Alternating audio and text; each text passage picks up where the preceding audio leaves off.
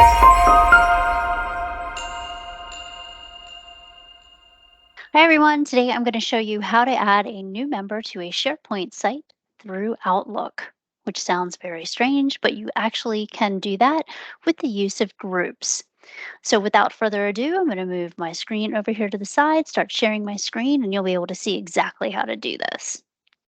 All right, so we are going to start from inside of Outlook. And again, we talked about groups, so we're going to be down here in the groups area. We're going to look at our group called Shield. This is a public group, meaning everybody in my organization can see this. No reason to hide this one. We all know who Shield is, right? No problem. So we're going to come in here. I can see who my members are. I can see Dave's in it, the training user, which is the account I'm using right now. We're both owners of this account, so I can add in some new members. Heidi's a member, and our backup system is as well. So I would like to add a new member inside of here. So I'm going to do that. I'm going to edit my group. I'm going to come down here into my members, and I'm going to add some people. I'm going to add myself because I am not a member yet. There we go. I'm going to add myself. There I am. And I am now in here. And I can choose whether or not I want to make myself an owner. Well, I can. I don't have to. But if for any reason that you need to do that, you certainly can. As long as you're an owner of a group, you can actually change the status of anybody inside of that group should you need to.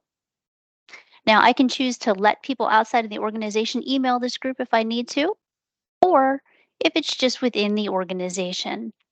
I can also choose whether I want to subscribe my new members so that they receive group email in their inbox. I'm going to turn that on. That way, as we are collaborating inside of this particular group, they'll actually get emails that say, hey, something's happened. You should go check that out. I'm going to click on that. It's going to add that new member. All right, fantastic. Now we have that going on. And I am going to switch us over into SharePoint so you guys can see the latter part of all of this. Let me pull my SharePoint sites up in just a moment. I have way too many windows open as usual. Here we go. So here's my current SharePoint setup as the training user. Inside of here, you'll see that I have Shield that is set up as a group. So I'm going to click on that. And inside of here, you'll see it did not propagate my personal person over yet, but it will sometime in the next 15 minutes. So just so you guys are all aware, it can take up to 20, sometimes 30 minutes, depending on how frequently Microsoft is polling that day, but it's usually no longer than about 15 minutes. But just so you guys are aware, it's not instantaneous. So as soon as that propagates in, you'll see my user pop in here. You'll see that then we have 5 members, and that's what that'll look like. Now, this is a group that I already had set up, which is why we have a whole bunch of stuff over inside of here, but that's really it. So inside of here, what we did was create this Shield group. Once we had the group, we could add people to it. Once we have people in it, like I said, there's 5 members inside of here now. And then once that pushes over into SharePoint, there'll be 5 members over here as well. Not quite there yet, but that's it. That's all it takes.